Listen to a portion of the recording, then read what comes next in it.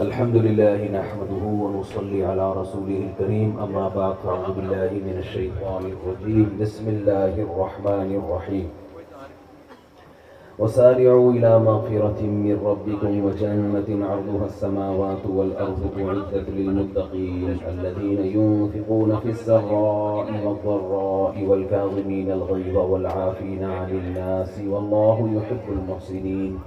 شاگرد نے ماشاءاللہ نے کرا دیا ہے اور انگلش میں تعارف کروایا وہ زیادہ اچھا ہوتا ہے. اردو میں اتنا مزیدار تعارف نہیں ہوتا. آج کل لوگ طلاقیں بھی انگلش میں دے رہے ہیں. تو ظاہر ہے انٹرنیشنل لینگویج ہے, اس کی ایک ویلیو ہے. مجھے بیان کرنا تو آتا نہیں بھائی, میں آپ سے چند باتیں آپ کی خدمت میں پیش کروں گا. نہیں, مچھروں کے ویزے کی ضرورت نہیں ہے تو, کیونکہ یہاں اس کی کمی ہے بہت زیادہ, مکھی مچھر کی. تو امید ہے مناسب ریٹ پہ بک جائیں گی یہاں پہ. دیکھا نہ ہو پھل بننے کا عمل. اب آپ کے سامنے کوئی شخص آئے اور کہے میں تمہیں ایک جادو دکھاتا ہوں, اور لے کر آئے خربوزے کا بیج. خربوزہ میں سے کہتا ہوں, خربوزہ بولنے میں مزہ بہت آتا ہے. خربوزہ جو ہے نا وہ بولنے میں مزہ بہت آتا ہے, تو اچھا لفظ ہے نا خربوزہ. تو ایک پراٹھا بولنے میں بہت مزہ آتا ہے مجھے. پراٹھا, روٹی بولنے میں مزہ نہیں آتا جو پراٹھا بولنے میں آتا. تو آپ نے کہا کہ میں تمہیں میجک دکھاتا ہوں. اس نے کبھی یہ پروسیس دیکھا نہ ہو. آپ نے کہا بھائی یہ کیا ہے؟ بیج. ٹھیک ہے بھائی, دیکھو اب یہ میں جادو کرتا ہوں کیا ہے. آپ نے اس بیج کو زمین میں ڈالا اور تھوڑا سا پانی دیا, تو وہ کیا کہے گا؟ بھائی یہ بیج آپ نے زمین میں ڈالا تو یہ ختم ہو جائے گا, کیونکہ ہم جو چیز بھی زمین میں ڈالتے ہیں وہ مٹی ہو کے ختم ہو جاتی ہے. کیا خیال ہے؟ اگر ختم نہ ہونی ہوتی تو قبرستان میں جتنے لوگ دفن ہیں آج وہ درخت بن کے وہ تو نکلے ہوئے ہوتے ہیں نا. جس کو بھی زمین میں ڈالو, زمین کا کام ہے کھا کے ختم. جملہ سینٹنس آپ لوگ کمپلیٹ کر دیا کریں. یہ جو میں رکتا ہوں نا, بریک لگاتا ہوں, اس لیے نہیں کہ مجھے اگلا جملہ لفظ آ نہیں رہا ہوتا, یہ اس لیے کہ میں آپ سے توجہ چاہتا ہوں آپ لوگوں. زمین میں آپ لوہا ڈالیں, زمین کھا کے ختم. زمین میں آپ سونا ڈالیں, زمین نے کھا کے ختم. انسانوں کو ہڑپ کر گئی, کتنے لوگوں کو ہڑپ کر گئی یہ زمین. بہت سے تو ایسوں کو ہڑپ کر گئی جس پہ آپ خوش ہیں بہت زیادہ, بہت خوش ہیں کہ چانس ختم. وہ ایک آدمی کے بیوی کو دفنا کے آیا نا, تو اوپر بادل گرجے بہت زور سے, کہتا لگ رہا ہے پہنچ گئی. لگ رہا ہے اسٹائل بالکل وہی ہے جو زندگی میں. تو اب اگر دوبارہ زمین میں چانس ہوتا, یہ مذاق ہے, مذاق. خواتین ناراض ہوتی ہیں اصل میں کہ ہمیں بجلی اور بادل گرج نہیں, اسے مذاق ہے. خواتین یعنی اس کو ایسا ہوتا نہیں ہے, ورنہ جو دفنا کے آتے ہیں کئی کئی مہینے تک روتے رہتے ہیں بیچارے. یہ مذاق ہے اصل میں. خیر, اصل پہلے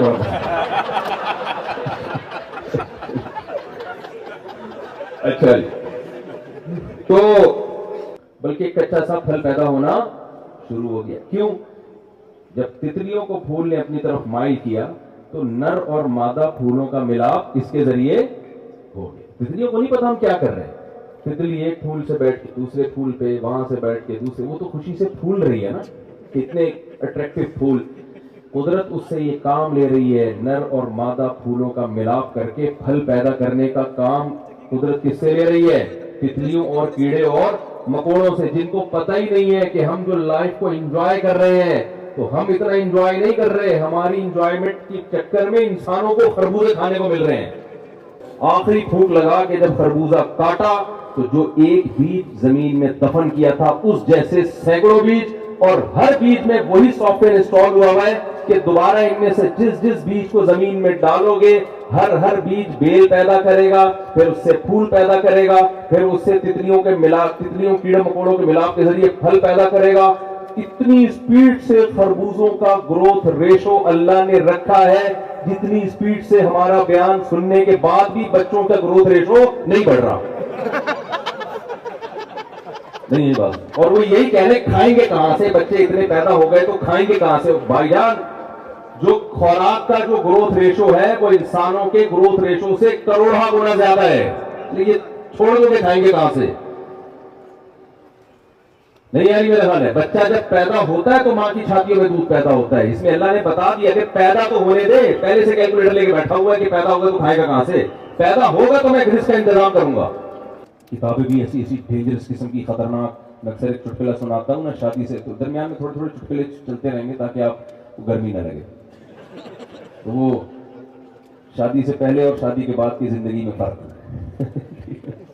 کہتے ہیں جب شادی سے پہلے نا جو نوجوان آدمی ہے نا اس کے میگزین ہوتے ہیں اور تصویریں ہوتی ہیں، اس کے کمرے میں روم اور مختلف قسم کے وہ پرفیوم رکھے ہوئے ہوتے ہیں، ایسا ہی ہوتا ہے نا، اور بڑی خوبصورت سا کمرہ ہوتا ہے۔ یہ ہے شادی سے پہلے کی زندگی، اور کتاب رکھی ہوئی، کوئی بھی بک رکھی، کوئی میگزین ہوتا ہے اچھا سا جس کا وہ مطالعہ کرتا ہے۔ شادی کے تھوڑے دنوں کے بعد کیا ہوتا ہے؟ شادی کے تھوڑے دنوں کے بعد وہ جو پرفیوم تھے نا ان کے بجائے مختلف دوائیں آ جاتی ہیں، بنفشہ شہتوت ہے، الطریف الاسط قدوس، یہ کرتی ہے سر سے جمع ہوا نزلہ نکالنے کا کام کرتی ہے، حکیمی دوائی۔ اور کتاب ہوتی ہے موت کا منظر، یہ لائف کب ہو جاتی ہے؟ ہینڈ سلاٹر ضروری ہے، کیوں؟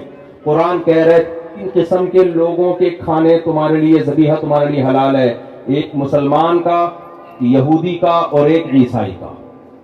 مشین نہ مسلمان ہوتی ہے نہ یہودی ہوتی ہے اور نہ عیسائی، لہذا مشین دبا ہمارے نزدیک حلال نہیں ہے۔ آپ کہتے ہیں بٹن دبانے والا تو مسلمان ہے نا؟ اگر آپ کسی ہندو کو کہیں کہ بکرا کرو اور ہندو کا بٹن آپ دبائیں، ہو سکتا ہے بٹن پہ سیٹ ہو تو اس سے بکرا حلال نہیں ہو۔ اس کے لیے جو ذبح کرنے والا ہے اس کا مذہب ہونا چاہیے۔